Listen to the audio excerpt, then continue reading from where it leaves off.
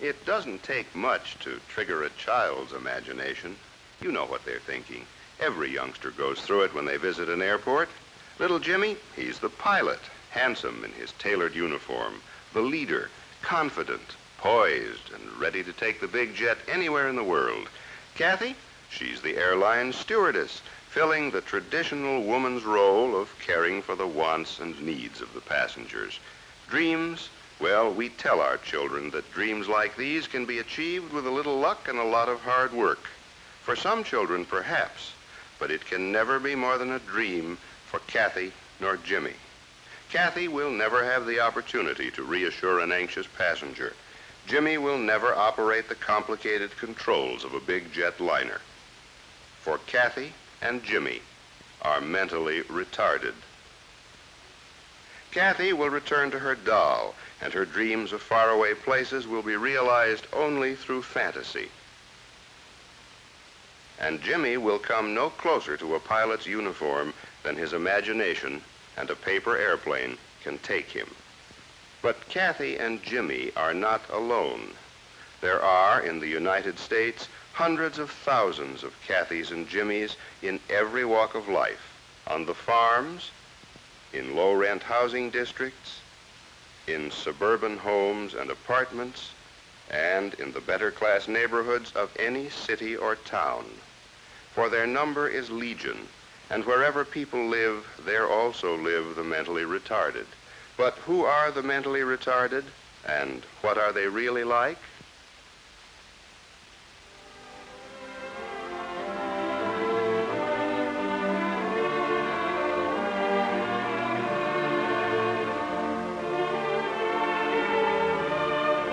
Usually, the mentally retarded are divided into classifications: the educable, the trainable, and the custodial.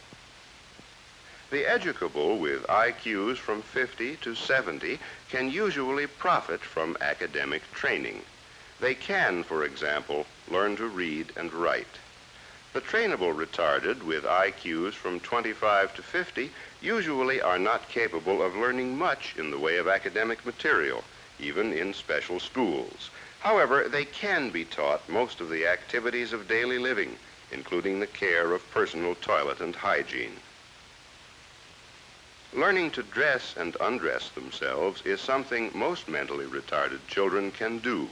Even the more difficult dressing activities, such as tying a bow knot in a shoelace.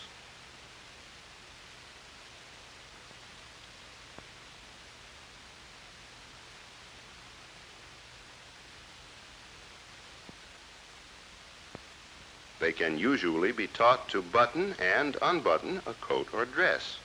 It requires patience, of course, but patience is the key to all successful teaching, just as persistence and repetition of effort are the keys to successful learning. They can learn to feed themselves, and they can be taught to avoid the common hazards of normal daily living.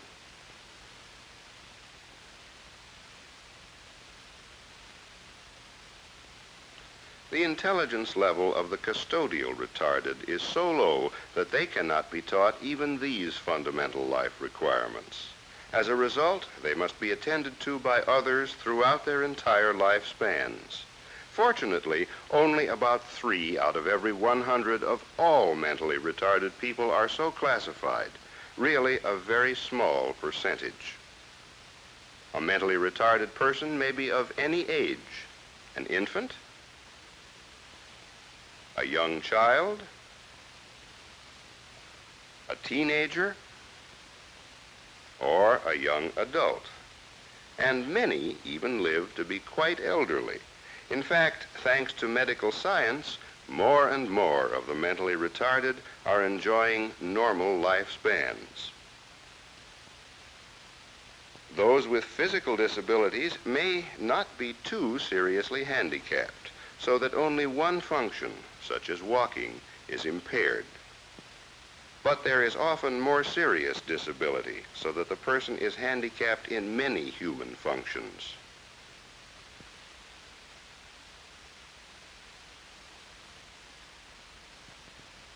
Sometimes it's so serious that they're unable to perform any useful physical activity. Sensory disabilities are those involving defective vision and hearing. Usually, we include speech problems along with vision and hearing, although technically speech is not a sensory ability. Although blind, this little girl is being taught to feed herself. The mentally retarded can also be classified according to the etiology or the underlying causes of the subnormal condition and described as primary and secondary retardation. Primary retardation has an hereditary origin. Defective genes and chromosomes bring about abnormal physical, organic, and glandular disturbances which, in turn, may account for the defective intelligence. The twins, and these three brothers, are good examples of primary retardation. Research has thrown much light on these mysteries, but we still have a great deal to learn.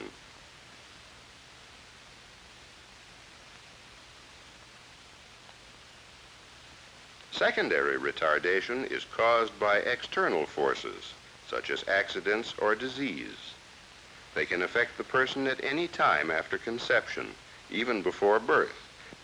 They can happen during delivery, in infancy, or in early childhood. Regardless of the cause of the mental retardation, one fact remains clear. Serious retardation is frequently accompanied by physical abnormalities, and these can occur in a wide variety of forms. One example is hydrocephaly.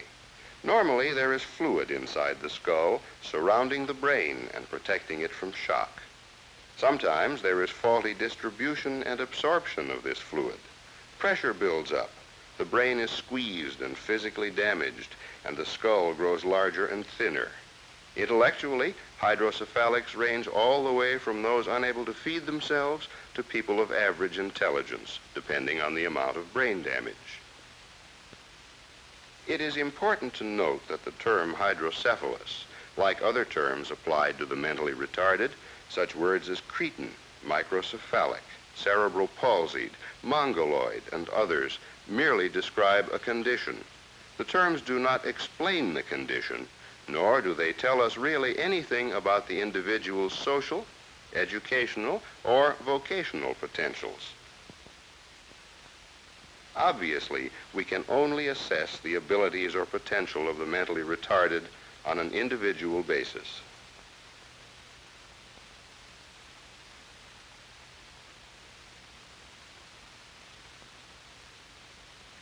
Seemingly random motions and movements are fairly common among the custodial retarded, and they may take many forms.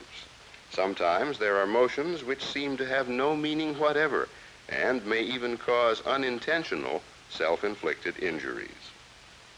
Although these conditions are common, they are more apt to occur under conditions of stress, such as when strangers are present. Most of these cases are rarely seen outside of an institution, and such conditions are really quite rare.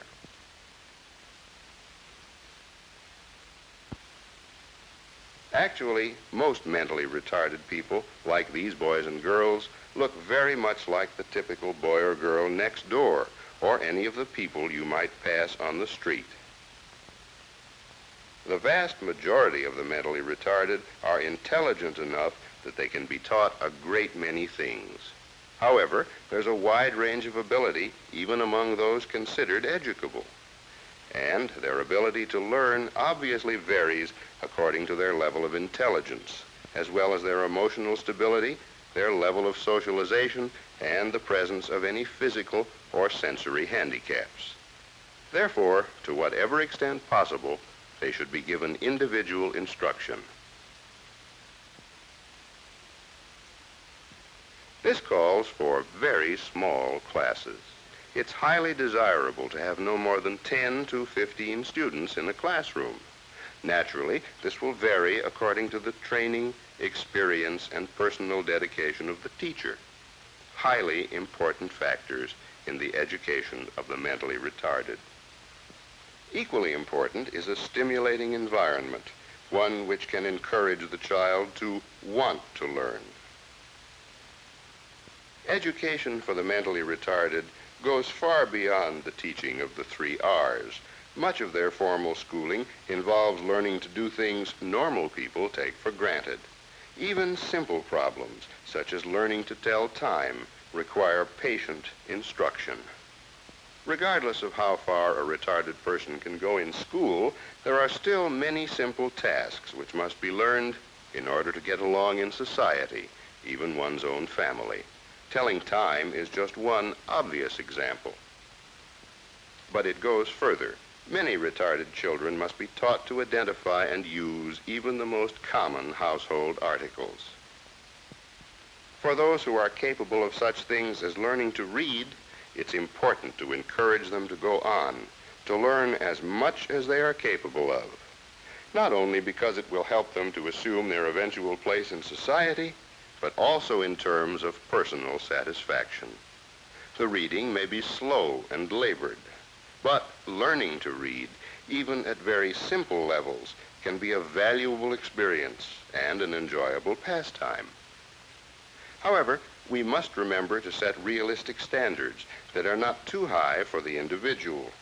And what applies to reading also applies to other academic efforts. But academic efforts are only part of the picture. It's equally important that the mentally retarded learn to get along pleasantly with other people.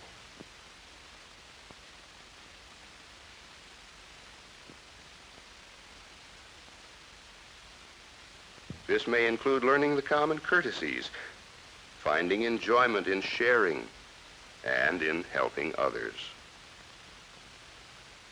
Sometimes, as with all children, the learning has its difficult moments, when consideration for others seems less important than having one's own way. All children need time for constructive and educational hobbies. Arts and crafts in group settings promote concentration. They serve to develop hand-eye coordination and hand and finger dexterity.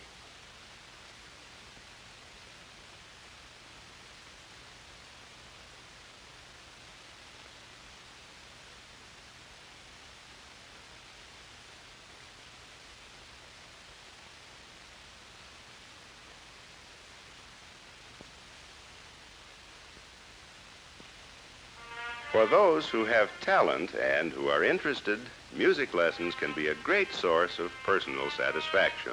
They help to develop a sense of rhythm and coordination.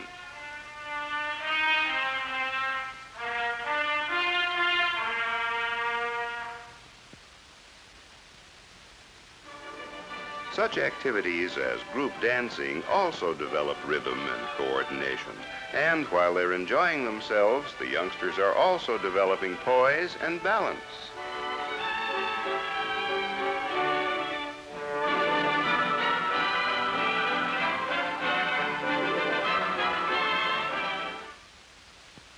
But the education of the retarded child must go beyond this.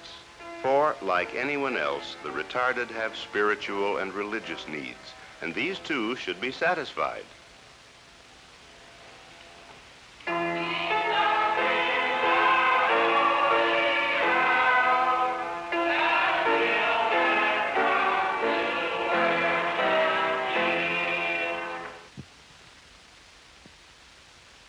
Wholesome play activities are just as important to the mentally retarded as to anyone else. They help to develop healthy bodies, sound minds, and emotional adjustment. Baseball may or may not be played as organized competition between 2 opposing teams.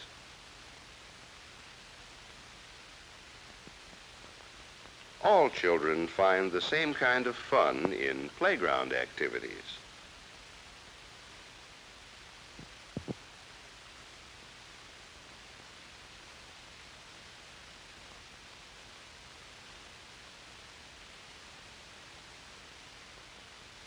Even at home, Opportunity should be provided for some form of healthy exercise through play activities.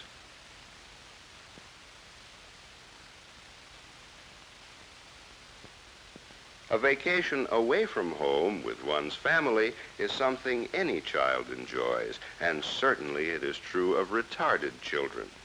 It's not so much the kind of activity, but rather the emotionally healthy social interaction of having fun together, which is important.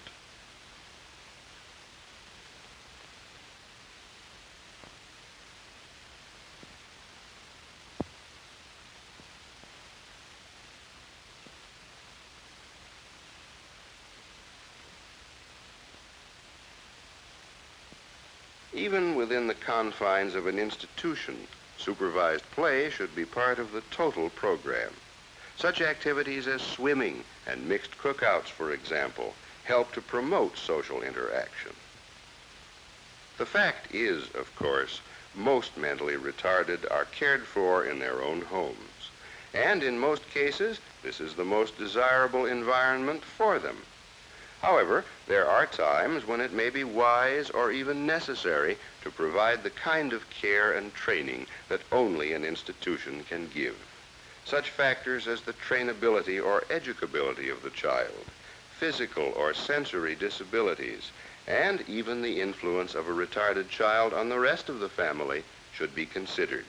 And of course, another important factor is the ability of the parents to provide properly for the child. A good institution must have certain basic features and characteristics: attractive buildings and grounds, classroom facilities, plenty of nourishing food served in enjoyable surroundings, a well-trained staff, clean and well-supervised wards, and there must be adequate hospital facilities for medical diagnosis and treatment, including such facilities as a physical therapy department and adequate laboratory services.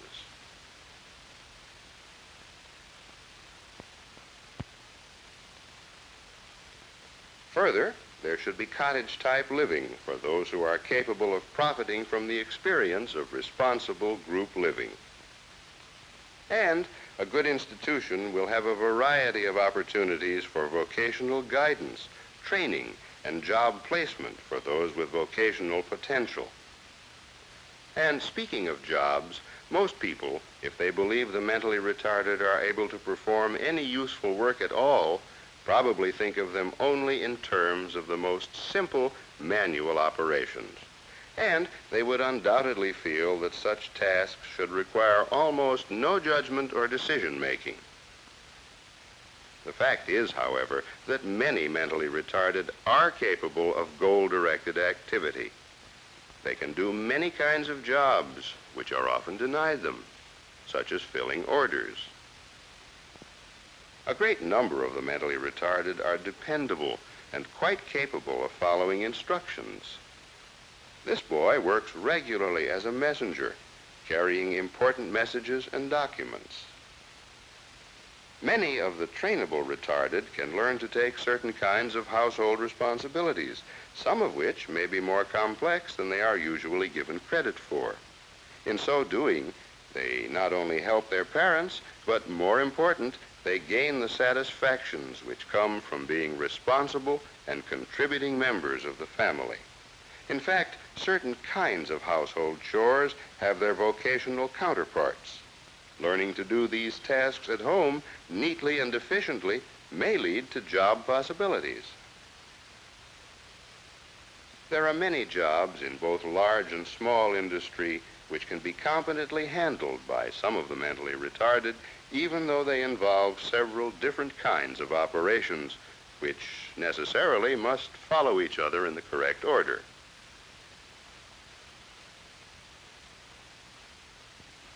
Some mentally retarded people can learn to do rather complex jobs involving delicate finger dexterity and close hand-eye coordination.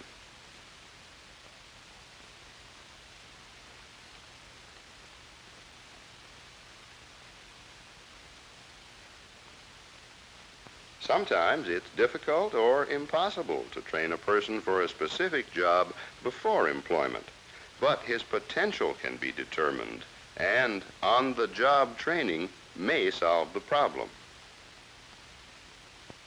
It would be wrong to expect a mentally retarded person to become a master craftsman. The standards are too high. But even in the skilled trades, for example, the mentally retarded can be trained to become valuable assistants.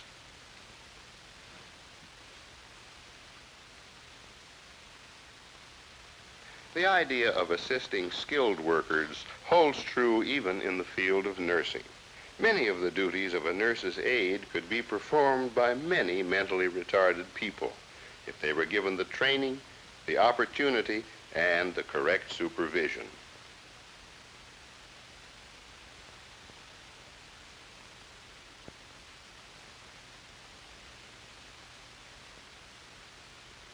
It's often surprising how well they can learn to do some very complicated, responsible, and even somewhat hazardous jobs. But regardless of the job level, and regardless of what kind of general or specialized training has been given, the mentally retarded are no different from any of us in one respect. The most important single qualification for job success is socialization, the ability to work pleasantly and cooperatively with others. Who are the mentally retarded? They are people. They come in both sexes and in all sizes, shapes, creeds, and colors. Their number is legion, and wherever people live, there also live the mentally retarded.